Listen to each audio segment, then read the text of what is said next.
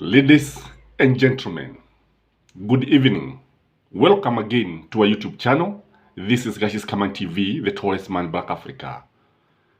In the Kikuyu traditional society, and I think in African traditional society, when you see a young man akianza kutembea kwenu, visiting all the time, leo unamuona, kesho unamuona, wakati mnakula chajio, yaani chakula cha jioni, ndiye huyu.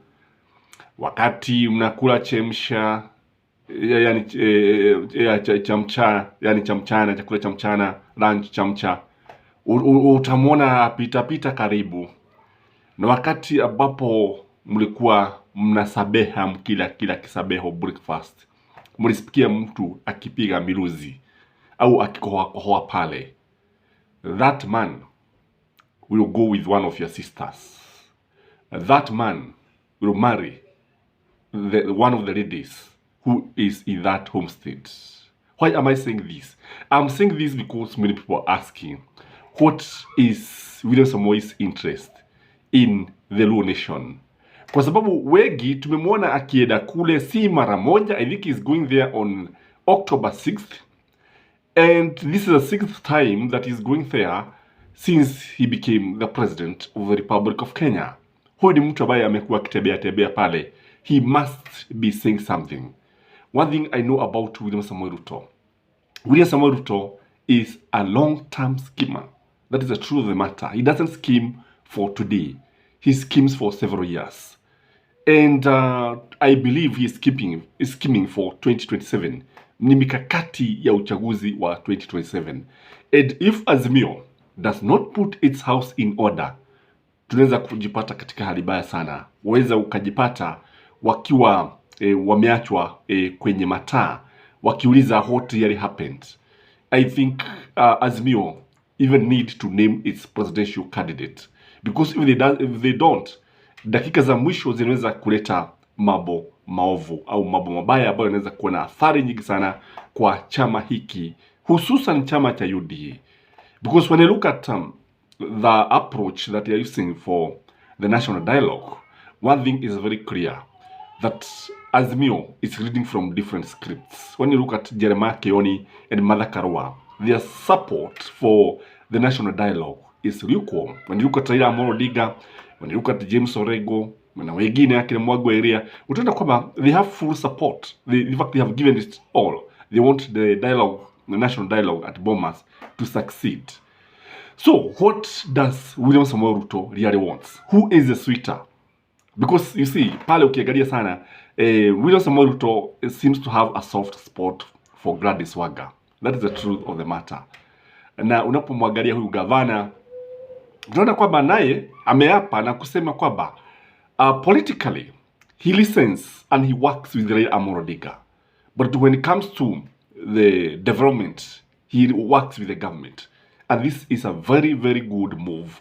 And I think Azimio governors should follow what Gladys Wanga is telling them. Gladys Wanga, I also like her very much because she's very mature, approachable, and one person who is very much focused. And her respect for Raila Amolo Odinga makes me even to love her more.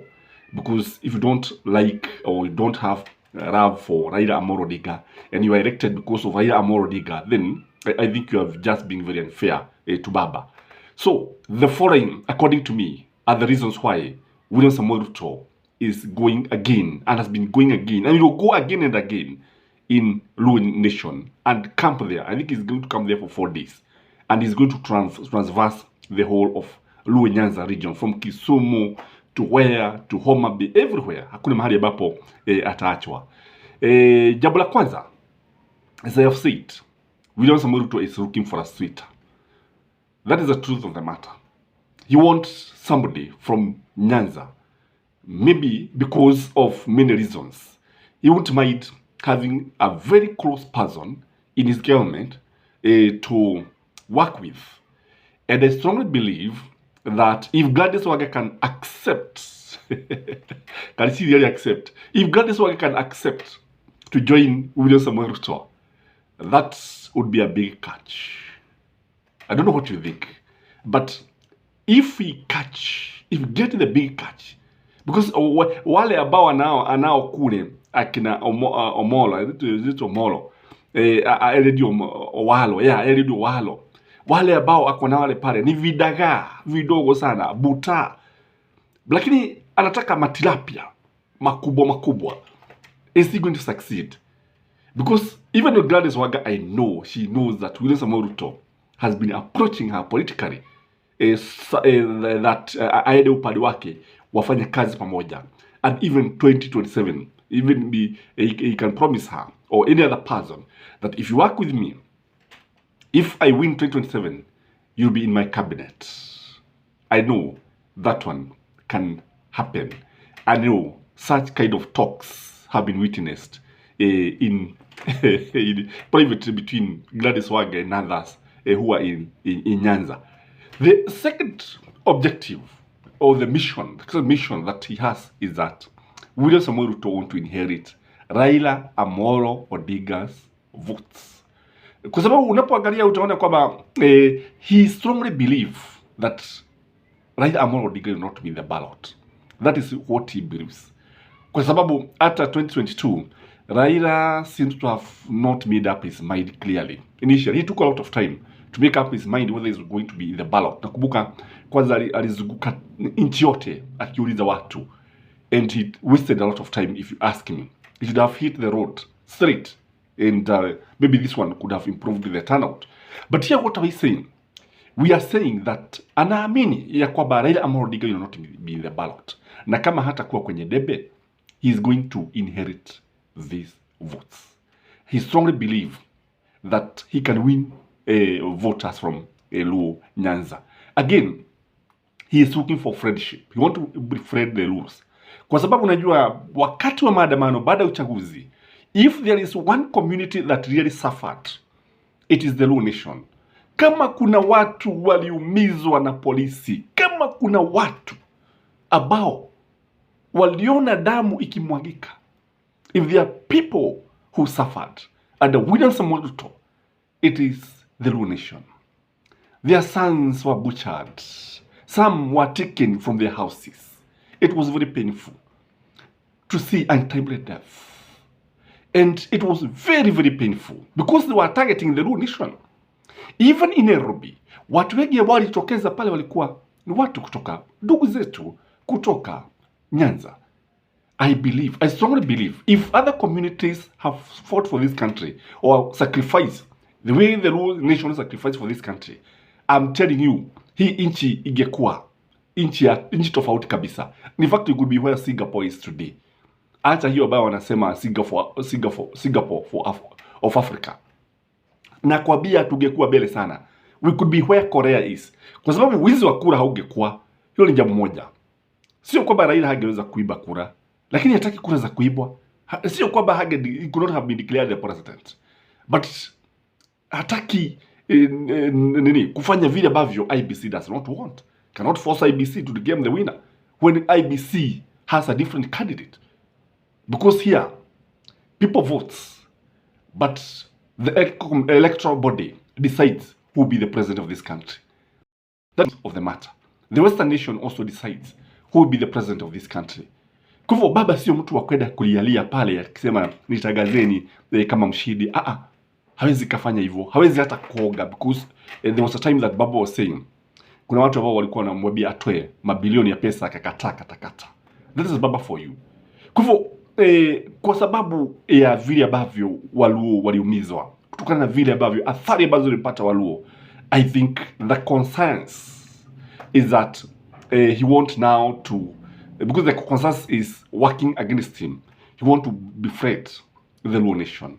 Huo ni ukweli kwamba after all ilikuwa tu ni siasa, bado niko am your president and so on and so forth. The other reason is that he want to win the LUO nation. And in fact, LUOs are likely to benefit from William Samoei Ruto's government. I'm sure he's going to take more development there than many parts of the country.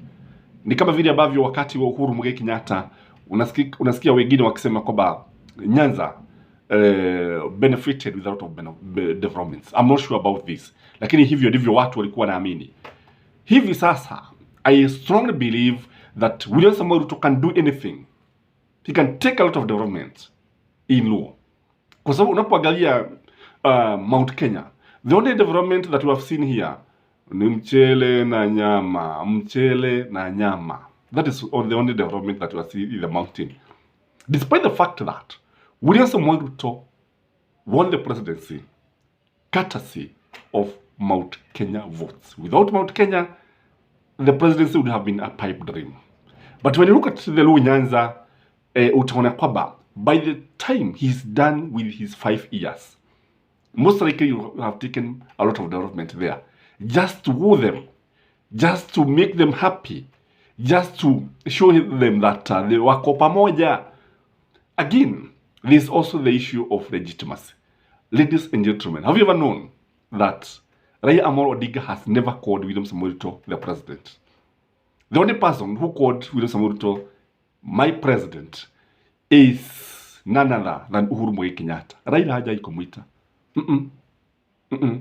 And as he talks of RUTO administration, UDA administration, Kenya kuisha, this regime, that is the kind of adjectives that Raila Amolo Odinga uses.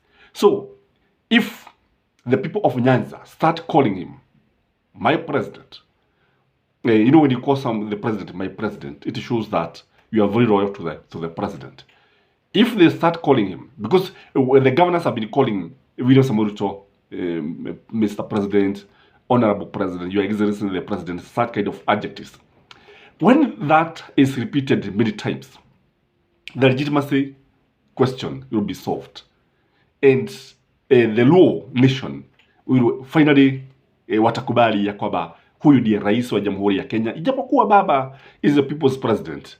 The president of the Republic of Kenya is none other than Dr. William Samoei Ruto. That message, because the issue of legitimacy is something that has been bothering Kenya Kwanza and William Samoei Ruto in particular. There is also the issue of Mount Kenya question. Mount Kenya is really giving William Samoei Ruto headache. Serious headache. In my latest video, I told you of how about 100 members of parliament converged at 3 points just to discuss about their destiny. Kwa sababu wanaona kwamba their stay in UDA could be short-lived. That is the truth of the matter. Because of that, William Samoei Ruto would be very happy to have the backing of the LUOs.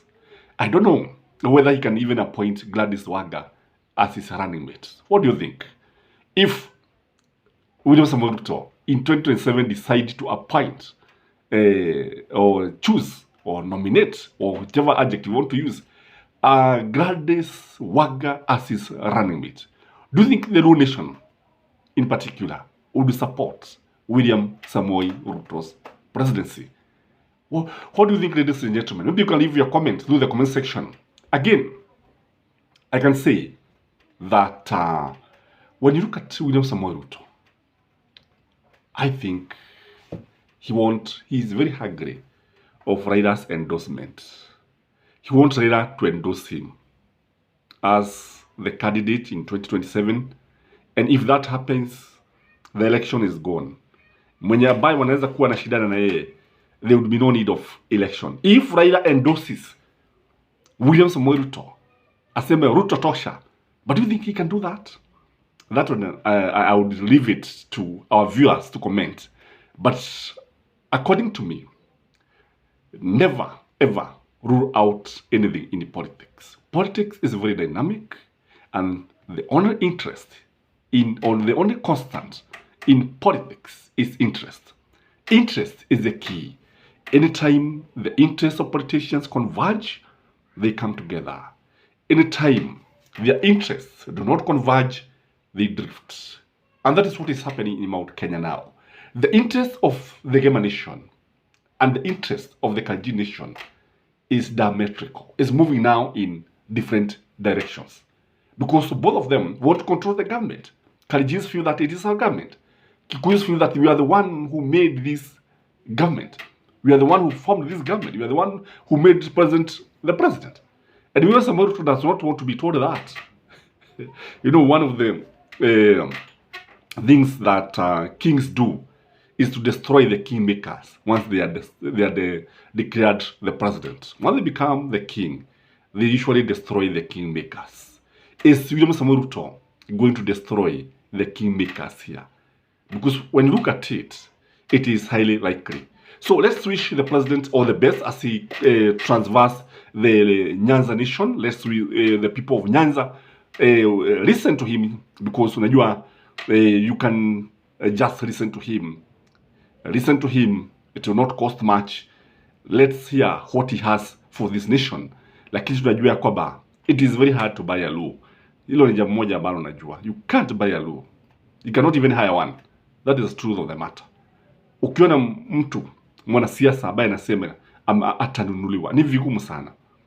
Even when Raila worked with Uhuru Muigai Kenyatta, even when they had a handshake, even when he could actually have sent his people to be appointed in the cabinet, he never bothered, kwa sababu anawaelewa vizuri sana. Hadi maoni yangu, sijui unaonaje? Kindly like this video, share it, leave your comment, and may you have a blessed Sunday evening. Bye bye.